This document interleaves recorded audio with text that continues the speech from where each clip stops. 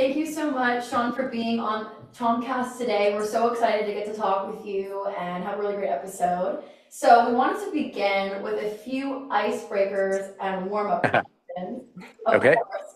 So first thing, what's one thing you'll always order if it's on the menu at Red Lobster? The easy answer is the cheddar bay biscuits, right? Because they're full of cheese and fat and they're delicious. As a former CEO, that's a frustrating answer because those are free. I mean, it doesn't really help the business per se. But obviously you have to get that. And then beyond that, I am proud that I changed the cheeseburger when I was there.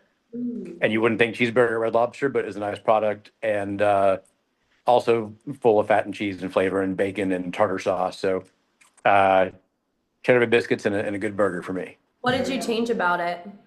So the old one was just sort of a flat brioche bun, and it was a small, really dense 6 ounce patty.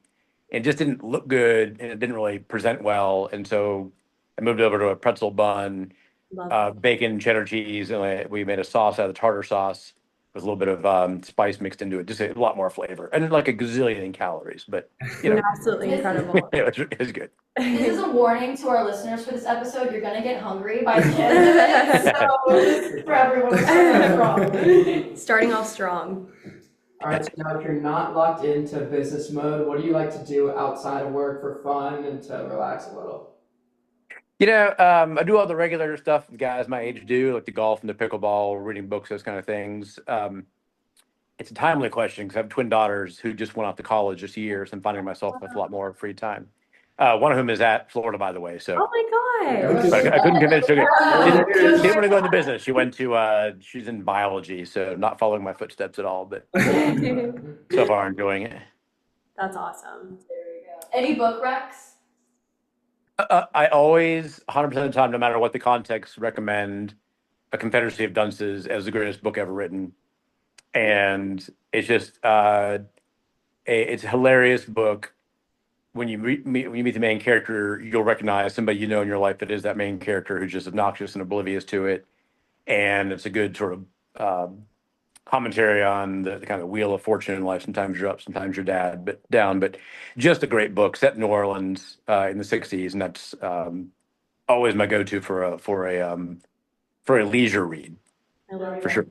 Yeah. We've got some of the most unique book recommendations on this podcast with all the Yeah, I multitude bet. of different experiences. So, with that, best leadership advice you've ever gotten? That's a good question. Best leadership advice I've ever gotten.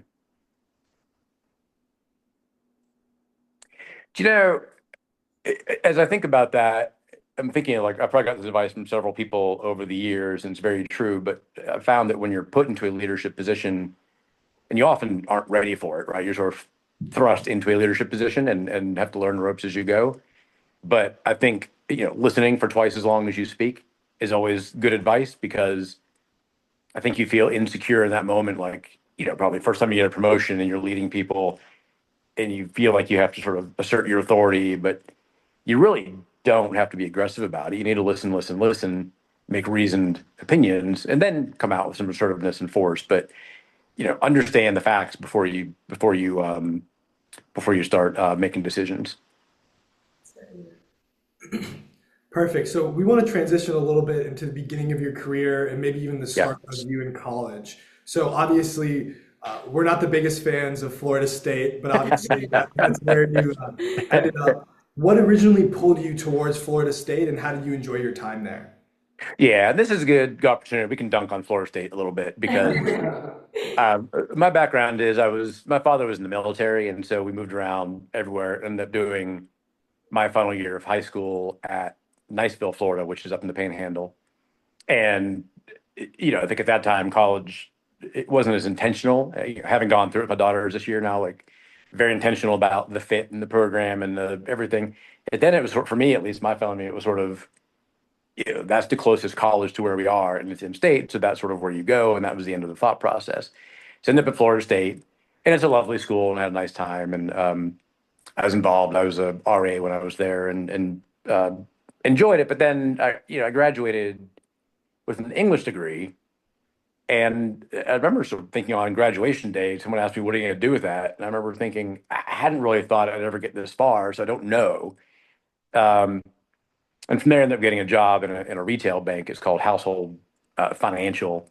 It's been gone a long time now, but I sort of enjoying the stuff I saw other people doing in the bank, which is a little higher level with the kind of investments and financial thinking and valuation and those kind of things. I just had never seen that before in my life. And so started thinking about, where do I sort of pivot my career from being a, retail bank employee to something higher level? And MBA seemed like a good transition, kind of give me some of the harder skills. And Florida was, well regarded and also well priced. And so ended up coming back. And I think I was one of, there's 4 or 5 of us that were Florida State undergraduates, but Florida grad school people, and we would kind of sit by ourselves at the games and secretly root against the Gators. Uh, but that was then. Now, well, look, we have the luxury now of both teams being horrible, right? So there's no animosity. True.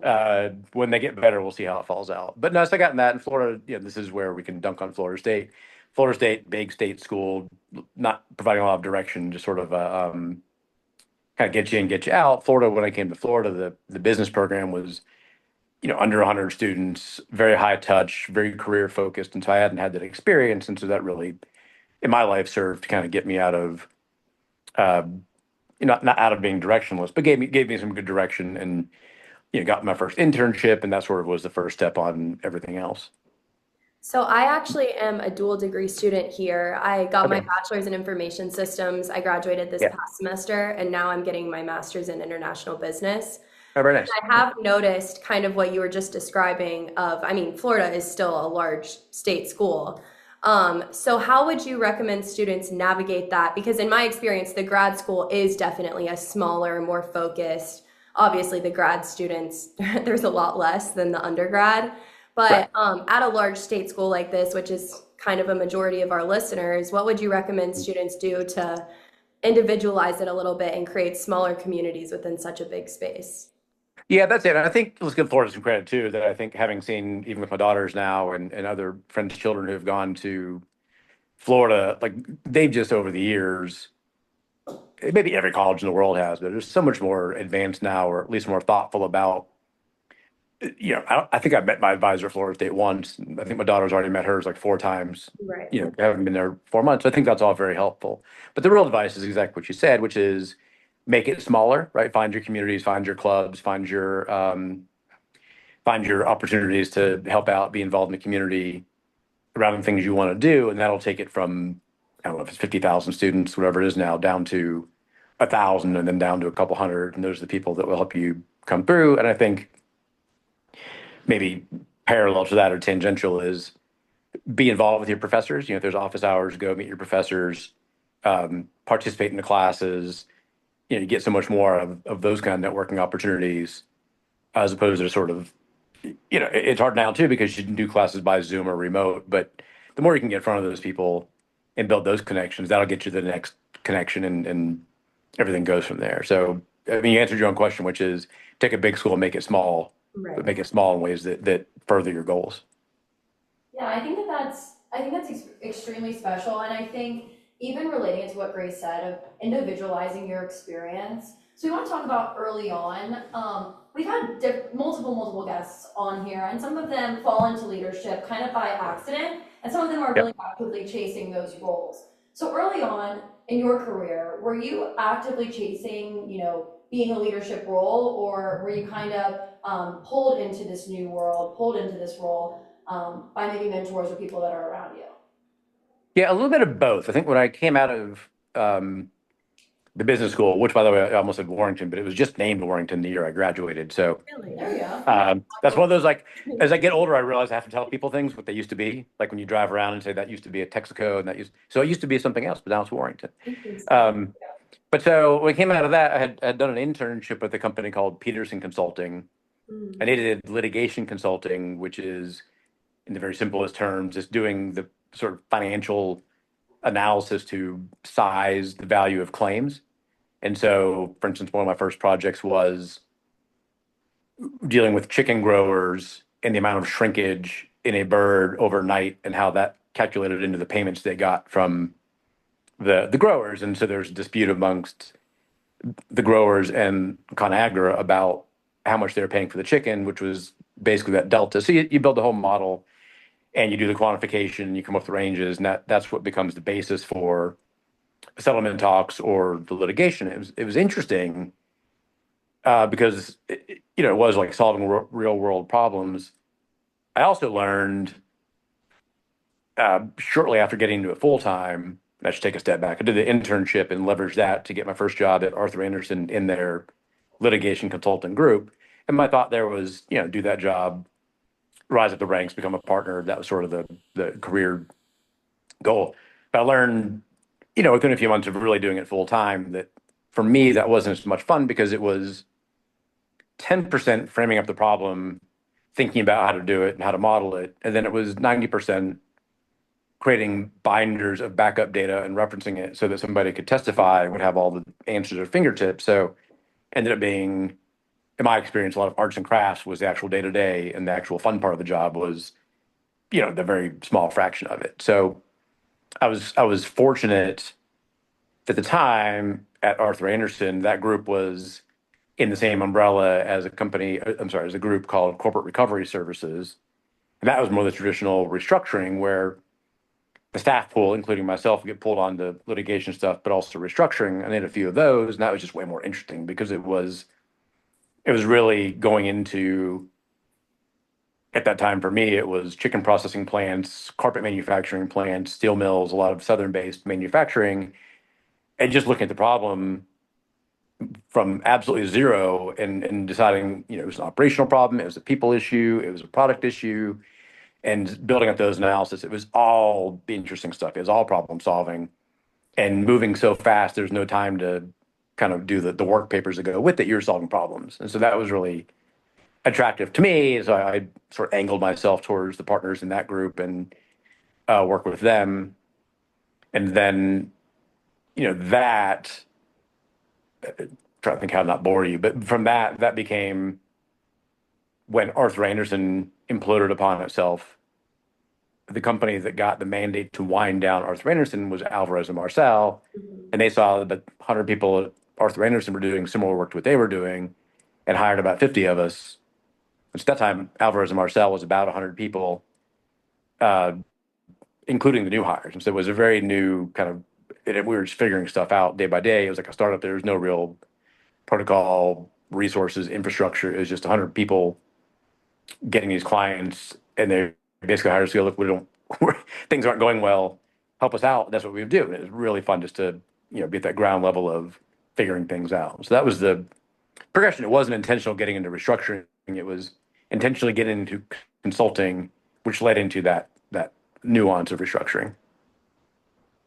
Yeah, I think that example of problem solving is such an important aspect that translates to so many different businesses. If you're able to understand and analyze what a business is struggling with or not excelling at, and then being able to dive in and take them to the next level really is a testament to your career. And so then it's a great transition to your time at Alvarez and Marsal, which is where you started a lot of your turnaround work.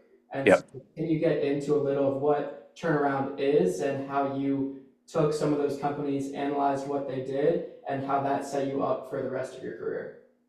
Yeah, and that's again, a lot of this is I'm sure like everyone you speak to, there's a little bit of intentionality and a little bit of serendipity along the way. And so moving over to Alvarez and Marsal, a couple of things happened. One of which was we became more of a national practice. And so instead of being tied to the Southeast with um, manufacturing and agriculture and those things, became more national. And then because we were small, I picked up one project working on a restaurant.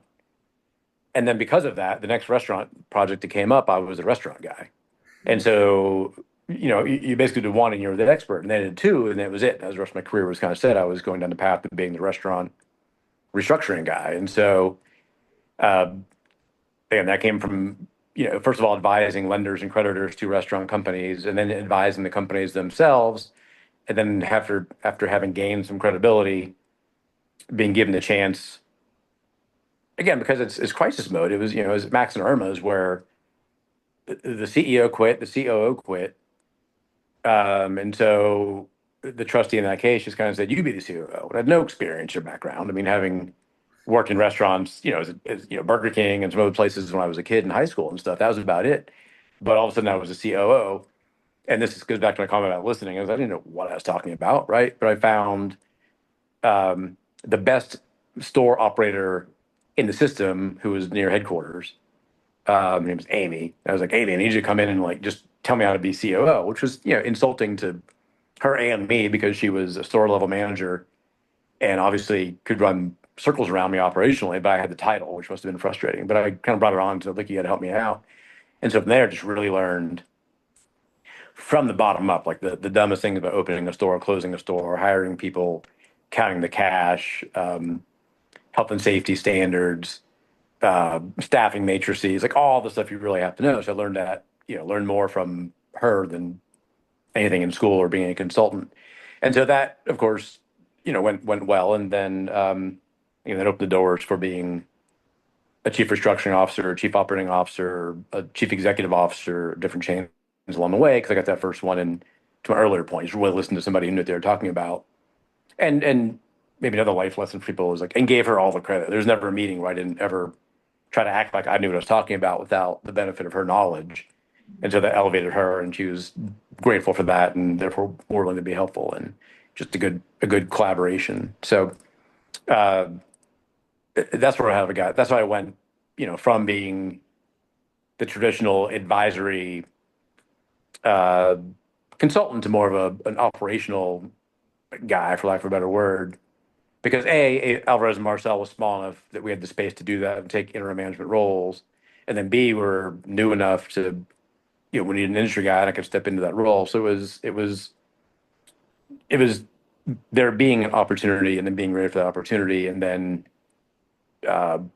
then being humble enough to know that I was more learning than directing, and using that to become credible of directing as opposed to just listening. That's very interesting. And something that also stood out to me through that story is the multitude of different roles you've had in so many different spaces, as we all know. So with that, obviously, you've spent a large part of your career in turnaround and restructuring roles specifically.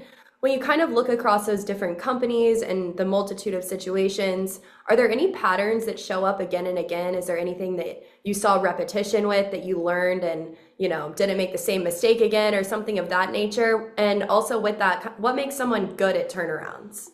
But the first one was with restaurants for the turnaround. It's universally the same story, which is somewhere along the way, somebody quit investing in the brand.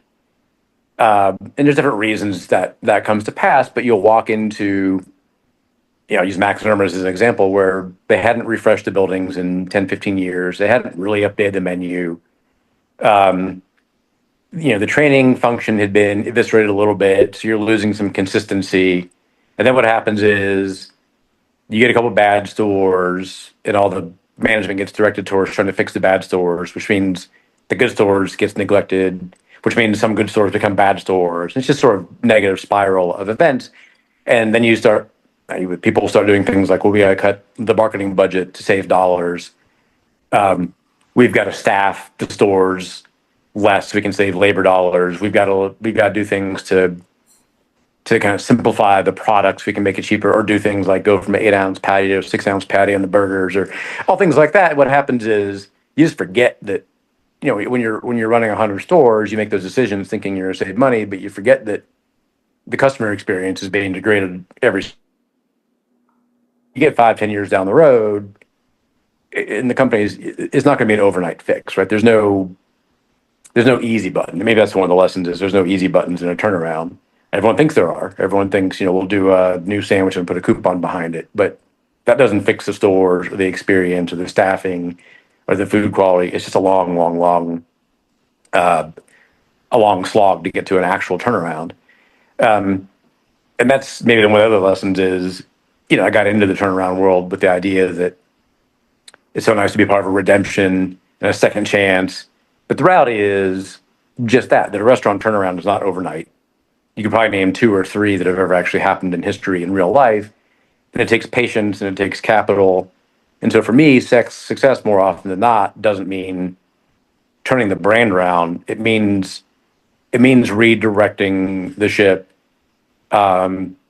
using the tools I have, which sometimes involve Chapter 11 to cut off bad contracts, bad stores, retain a good core of stores, but then really directing the asset into the hands of an investor who has the capital and the patience to want to turn it around over the long term. And so it's never just as simple as, again, we put out a new menu and we clean the stores up. It's never really that anymore. It's really the how do we find the bottom quickly? How do we cut off? How do we prune the company in a way that sets it up for future success, and then work with buyers or investors to kind of set it up and go on from there. So I'm always sort of that transactional, transitional person. And so going back to the question, one was, what's the themes you see? The mistakes? Like, I think, in my early deals, I made that 100% mistake of thinking, you can fix everything all at once. It's easy. Just because you have an idea at headquarters, you can just press a button and everyone in the store is just doing it. And that's not. You really need, leadership. When you're a company that has 30,000 employees, you can't just say we're going to, greet customers a little differently. It's a 6-month process to build the training, filter through regional managers, talk about why it's important, build some repetition, make that part of the muscle memory. So you can't just have an idea and it happens. You really have to grind it out. Nothing's ever easy. And so then you need to pick what initiatives you can work on, because you can only pick one or two or three. You can't pick 10 or 20. So I think my lessons were that I probably came out of the gate early in my career, the first couple times having a leadership role, thinking we'll fix the menu, we'll fix the stores, we'll fix the training, we'll fix the leadership, we'll fix the staffing, we'll fix the food product, we'll improve the bar programs, all these things all at once. And you really have to go, look, let's pick the two or three that are most impactful and work on those. That's probably mistake number one. And the learning from that is, by way of example, when I got to Red Lobster, everyone was saying, look, we should have a better bar program. And they were right. But the problem was I looked and said, look, that's 4% of the sales, maybe 5%. If I double that on what will be a heroic effort to get it doubled, it doesn't really move the needle when I've got a $75 million labor problem I can solve instead. So let's focus on the labor problem, and the bar will fix, next year or something like that. So I got some pushback from that, but that was the right call, because you can't fix everything all the time, and you have to prioritize what really is the big dollars. I think it's finished that maturity of realizing that the turnaround, I think, in your mind is probably that crushing success where something was failing is all of a sudden, in very short term, crushingly successful. And it's not that. I think it's kind of thinking, all right, what is the art of the possible here? What are the resources and tools that I had? What are the people that I have? And how do I put them together in a way that does the most amount possible with that and keeps the door open for continued success beyond that? So I think if you're swinging for home runs all the time, you'll strike out every single time. But if you sit down and go, how do I put together 2 or 3 singles and use that to become the basis for success? I think that the maturity or sort of thoughtfulness that goes into that, it gives you a chance to measure a way through it. And again, if you swing for a fence and strike out, to kill the analogy, that's worse than getting hit by a pitch and getting on base, right? Yeah. And so it is like, don't lose time with the pipe dreams. It's look what was possible. There's no easy buttons. What can you do with the most amount of, least amount of resources and work to get to the next win, and stack it up and plan it, and then run as fast as you can to do those things. So first of all, I really love that sentiment. I wanted to highlight what you were talking about, Amy, specifically because I think that we talk about this concept, especially as students, like when we go into an executive board meeting or we're at an internship, we don't necessarily think we have a lot of value to add. It's because, we might not know everything that someone that's been in the industry for 40 years might know. But I think that story shows a lot to me about the symbiotic relationship that an owner might have to an operator, and how those people that are at the store every day know the trends that are happening, whether or not this person's going to show up, what meal takes the most time to make, and may cost the least or cost the most. I mean, there's Right. so many different areas that they could have helped you, especially like, you're being put in this COO position after this person may have been at the company for 10 plus years. You Yeah. really need their background as much as you need your background, to hit that, baseball all the way out into the home run. Right. And the second thing I wanted to talk about, which I think you had really hit us really pretty hard with, was how much you've transitioned throughout your career. You mentioned this in your first answer, which was like you kind of want to pivot and adapt when you know it's strategic to do so, and Mhm. find kind of what your niche is and what your nuance might bring with you. And you said for you when you went to Alvarez and Marsal that ended up being like the restaurateur kind of industry. So what Yeah. do you think our kind of listeners can get from that? How do they find their own niche within a specific industry, such as turnaround or whatever that may be?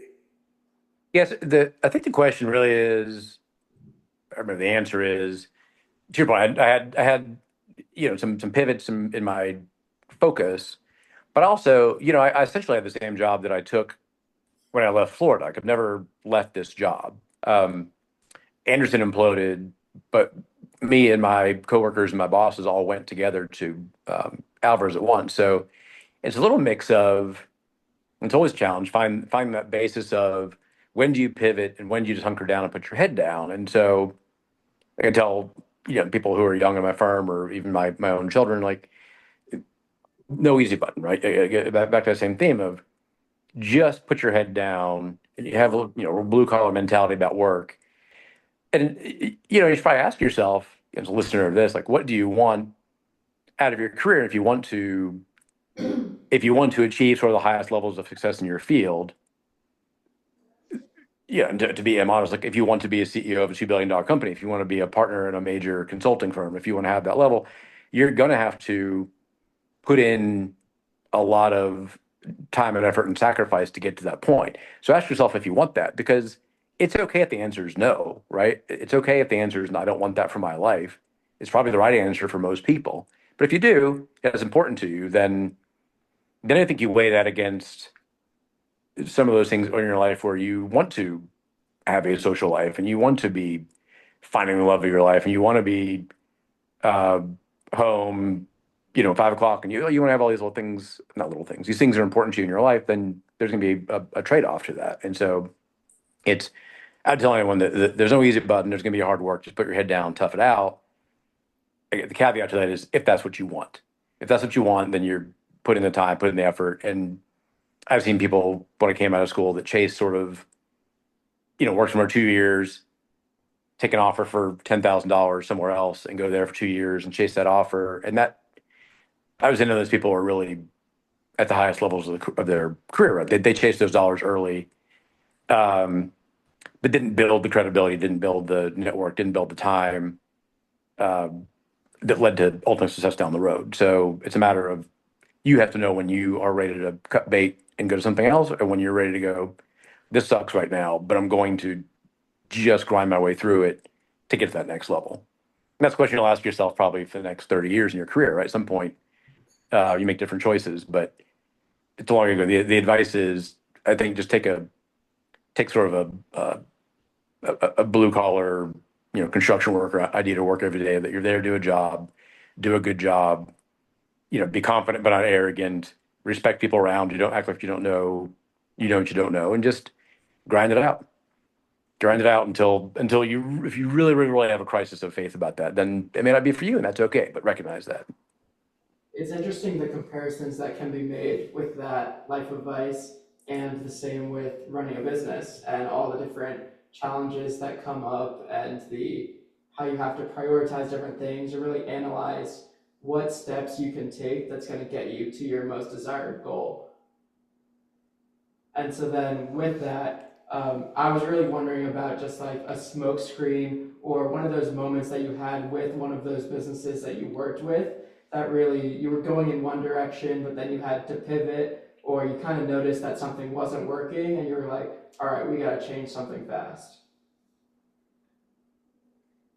Yeah, I'm trying to think. There's probably a number of examples I can come up with when you think of a good one, because I think there's probably a lesson in there too, which is when you try to make a change operationally in a restaurant company, whatever the standard is, you'll do something. Let's just say, for instance, you put out a coupon to keep it simple. And you run a coupon for 6 weeks and you go, well, did that coupon work or did it not work? So you do a pre-post analysis and you say, well, the 6 weeks before we put the coupon out, this is our results. 6 weeks after, here's our results. The problem with that is, you look at the 6 weeks pre and you go, well, last year there was a snowstorm. And so that closed a bunch of stores and that skewed the numbers. Then also last year, St. Patty's Day was a different weekend. And so that skews the results. And then last year, you look at all those like comps. And so you start getting the analysis and you might think originally we had a 5% bump, but you really get into it. You're like, there's so much noise in the system. We really don't know. And so there's, one is how much you dig into the analysis to get to what the right answer is. And then B is when something's not immediately giving you the results you want, do you have the faith to stick with it? Because you're right, you either recognize you made a mistake and you quit it, or you go, we need to double down on this and see how it works out. And when you do something at a restaurant, like changing a staffing model, for instance, you're going to get early noise, you're going to get noise in the analysis. And so it's always that same challenge of do you stick with it or do you recognize the mistake? And when do you recognize the mistake? And so I can think of things like when we had a standard at Max and Irma's of Fox and Hound, of having a greeter on every shift, which is hugely expensive. And so we started looking at if we take the greeter off, which means something as simple as, when you walk up to the door, you open your own door, you don't know how valuable that is or not valuable to the customer. So we said, well, we can save, millions of dollars of labor by removing that shift and repositioning it somewhere else.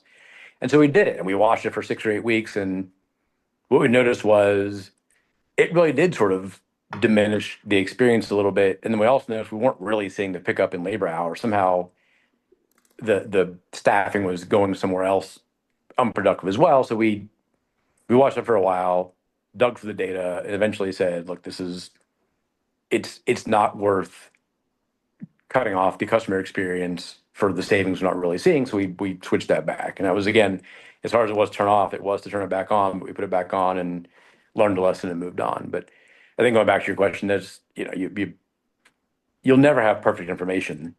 And so you get the best information you can. And at that point, then you have to make a decision and move on.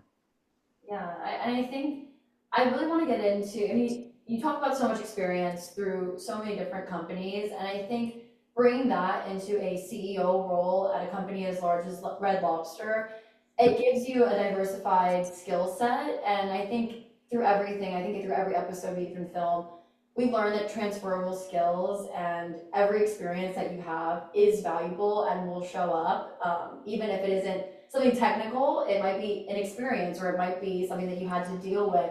And you can although you cannot put it on your actual resume, it's still with you. And so when you encounter something like that again, you are able to handle it much better. So of course we want to talk about your CEO position at Red Lobster, because it's not your only position, but one of the most notable in your career. Yep. So can you kind of just walk us through how you found yourself in that CEO position and what that was like being a CEO of a company that large, and especially at the time in which it had during its trajectory of having, some issues, and what was that going to be, moving forward when you came into the position? Yeah, I think the first part was how to get there, right? And so it goes back to that first restaurant deal and then getting the second one. And then probably one of the biggest moments in my career was I had been on one side of a restaurant deal against a very good attorney who just lit me up in court. And, it was her job, your adversary. So she was in court, this guy's awful, doing a terrible job, blah, blah, blah. So that's her job. But then 6 months later, she called me and she says, hey, I have this client, it's a restaurant, they need a CEO. And you're the guy, you're the best one I've ever seen, right? So part of that learning a lesson of like, look, she was playing her role. She's very good. No hard feelings, right? But so she put me into being a CEO of Ignite Restaurants, which was Joe's Crab Shack. So I was CEO of that. But by that time, that was like my third or fourth CEO or COO or COO role with a restaurant. And as it turns out, there's only 3 or 4 people in the country who do distress interim management restaurant turnaround work. And so when it came time for the bigger ones like a Red Lobster, I'll say this immodestly, but like there's no one in the country with a better resume to do it. Right. It also helped that over the years I developed a relationship with the lenders to Red Lobster and some of the management team, and so I knew all them. So when it came time to pick somebody, it not only was like it's on paper a good choice, but I knew the people who were making that decision, and so it was fairly easy. I think I'll say this: like I don't think I've pitched a project, in 5 or 7 years, because now people, if there's a restaurant restructuring that happens in the world, I'm usually in the mix to begin with and have a look at it. So that was pretty natural to get to. It's only because I'd spent 10, 15 years doing restaurant interim management CEO jobs, and so when it came up, like it was, I think for them it was an easy choice, not just because of they thought I'm wonderful and do a good job, but a lot of times in life people make the defensible decision, and so to hire somebody with my background at a firm that's reputable is the kind of decision you can make and not get fired over, right? And so it was both sides. It was one, I think they thought I was good for the job, and B, nobody was going to question that because of my background and firm and resume.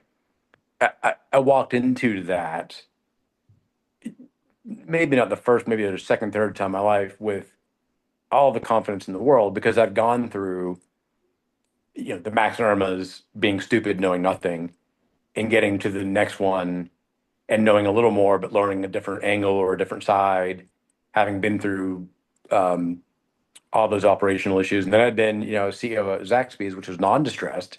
And so I got to see that level of um management and the way that was managed, and had done Joe's Crab Shack with seafood. So I walked in and like, I know what I'm doing here. And part of that is, the biggest part of that is like, I actually don't know what I'm doing, but I know I'm going to figure it out.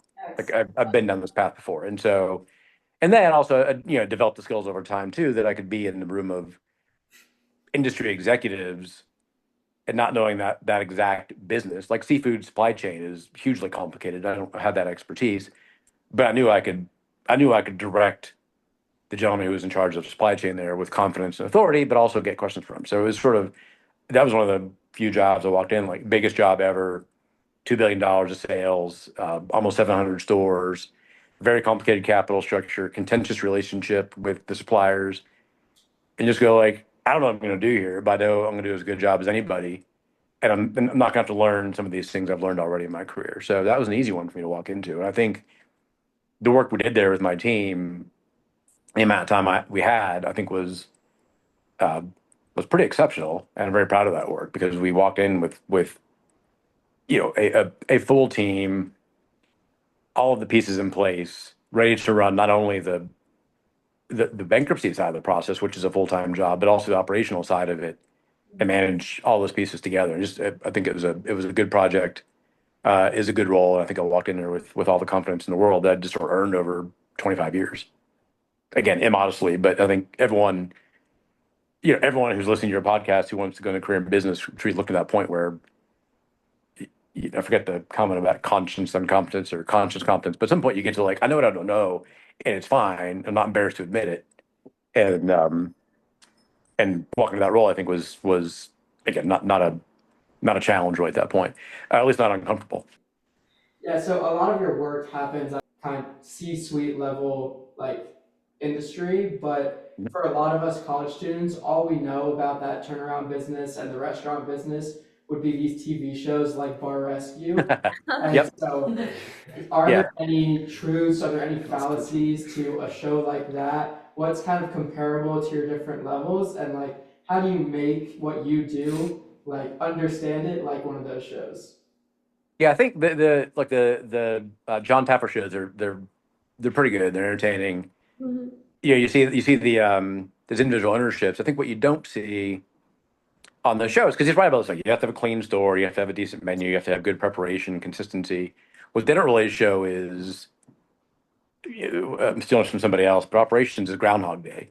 It's every day you walk in, you have the same opening procedures, the same safety procedures, the same da da da da. Da. And so what you don't see is those owners learning that skill set. You see them fixing the obviously visually wrong things. You don't see them learning how to do that every day. And so I think, I don't know the stats, but I'm sure it's findable, but those restaurants don't ever stay in business, right? The John Taffer ones, they're all out of business a year later, no matter what, because the reason those guys got in trouble, they didn't fix. They fixed the symptoms, not the actual issue. So I should probably know that stat. But yeah, they do kind of like, I mean, I go into restaurants, you don't always turn the table over and there's like 10,000 cockroaches, right? It's never quite that bad, but they just lost the passion and the diligence and those kind of things. And that's what you can clean a kitchen, but you can't teach someone to want to keep it clean for the next 5 years. And that's the difference. Um, but yeah, the bar rescue, they're good. I think that's the other fallacy there is they always focus on like one new cocktail is going to save the business, right? And that's just never really the case. If you're on TV and you have a product and you bring people in, you'll have one good night, possibly a good week. But I think they always represent it as sort of product saves the company. And in my mind, any restaurant, like any retail, it really comes down to like location is by far the most important factor in success of a restaurant. And then management is second, which is just the staffing and the consistency and all that. And then you get into like the menu and the vibe is like really the third and fourth most important thing. And so when people come out with ideas of we're going to fix a menu or put out a new drink or a new program, they're kind of missing the boat because it's not going to fix the company. And that's where I think you see a lot of people will in the restaurant world reach for the easy button, and it's not there. Well, That's right. The short answer to your question is those shows are great, but they represent that there's an easy button fix to the problems, and then that's not real life. Yeah. for sure. So again, you've done so many different things. So we're gonna do another rapid fire section because we have so many other things we want to ask you, but we don't want to make sure that we're running over time. Sure. So taking it into a few more questions about your experience. First off, leadership. I think for so many of our listeners who are college students, who are entering the field, who obviously are even listening to this podcast, which is centered around business and your professional life, what's one thing that people romanticize about leadership that is absolutely not romantic in real life? The first answer to that is that, yeah, getting to be CEO, right? You think I'm gonna have my whole career not being a CEO. It's gonna be awesome. I'm gonna be in charge. Everyone's gonna respect my authority. And then you realize that there's still a board of directors and there's still the private equity sponsors behind the company or the ownership, whatever the case may be. So you're really just hired help in any case. Like, um, you think you've really climbed the mountain when you're CEO, but turns out it's really just that now all the problems are your problems. And so it's not quite as exciting as you would think. You still have a lot of bosses, and they're just generally angry at you because they want better results faster all the time. So I think that's the one I'd say is like you're always climbing the ladder. I guess when you get to ownership, right? That's the real top of the mountain. So I guess the lesson is strive for ownership, not just title. This one's out of my personal curiosity, but I saw that you had and we actually were talking about this before the episode because we all grew up loving this one restaurant called Sweet Tomatoes. And Yeah, yeah. we saw that you had a relationship with them. So just wondering what that looked like and, if you may have changed their menu at all, like what. Your favorite thing? It was No, that all one. have the core childhood memories at Sweet Yeah, Tomatoes. that's pretty funny. 'Cause that one actually, I really like that concept. And I go back to, I actually for that one, I worked for the lenders. Yep. And so my job there was not being management. It was actually being in the role to like criticize management, which is easier, less satisfying. But I like the brand. I'll tell you something about that. Those guys, they did so many things from scratch and fresh they never got credit for. Like you think like Panera has fresh bread, but they really don't. This place was doing like blueberry muffins all day. Every 15 minutes they'd throw away and put out new ones to make them fresh. Like they did a lot of really good stuff. And didn't get credit for it. And then, I mean, there's a lot of struggles operationally with that business. One of which was, they came out of California and they'd built their operations around sort of a commissary model where they did all the prep labor in a central location and shipped it to the stores, which is great, but just didn't really translate well to grow that geographically because you need so many stores in a geographic area to make that model work. Otherwise, you're doing prep at the stores, and the labor model doesn't really work. So it's a tough model. It works where it works, high density, a lot of stores, but great product. The problem is, it's the worst possible model for COVID, right? And that was sort of their end of the chain was it's a open salad bar, and it just didn't work. So they just couldn't sustain after that. But I like that place. They did so much stuff that was good, and they never got credit for it. So I guess your instincts were right that it was actually a really good restaurant concept with good quality stuff when they used to do it right. Absolutely incredible. I love that place. Like something about it, you felt like you were eating healthily, and then you'd eat a million things and maybe not, but at least it was a something. big after like Yeah. sports tournament or something Certainly. like that. A big like your whole team would go and just Yeah. So something we like to ask as we're kind of wrapping up here, do you have any goals? Like what's next for you? Any projects, anything you have your eyes on? I know as you said, you're kind of above projects at this point, but we would love to know if there's anything that you have your sights on. Never above projects, of course not. No, I think like like sort of within the realm of consulting, I've sort of achieved the things I want to achieve, and so I'm not looking for novel experiences now. But there's certainly a number of restaurant chains that are teetering on the brink, and I won't mention names to be discreet. But if one of those comes down the pike, like I'll be ready to step in and run that. I mean, things like Red Lobster is kind of not doing well again, so they may be back on the radar. Oh, man. So go while you can, right? But no, then we'll see. We'll see after that, right? I'm sort of I'm closer to the end of my career than the beginning for sure. So it's actually a timely question. I don't know what's going to be next, but right now I'm in a good place and happy with where I am, and we'll see what comes next. Well, we look forward. We'll be cheering you on. Yeah, thanks. Well, thank you so much, Jon, for being on the podcast today. We feel very, very honored to be able to talk with you and learn so many different. I feel like every single line that you were saying was almost like something that could be on like a quote, like I'm not even kidding. And that's one of my favorite things about doing this podcast is getting to learn and listen rather than even just like asking the questions. So we appreciate that. But yeah, thank you again so much. Jon Tibus, everyone, UF alum, turnaround leader, someone who's lived the real version of leadership, not just the glamorous part, but also the hard part. So thank you for coming on, for being honest about what it takes, and for reminding us that even when things get messy, good leadership looks like clarity, calm, and care for other people. And we appreciate everything you said. No easy buttons. And I think that's what we're taking. No easy buttons, yeah. I appreciate it so much. Well, thank you guys. I'm flattered and I appreciate the time. Thanks.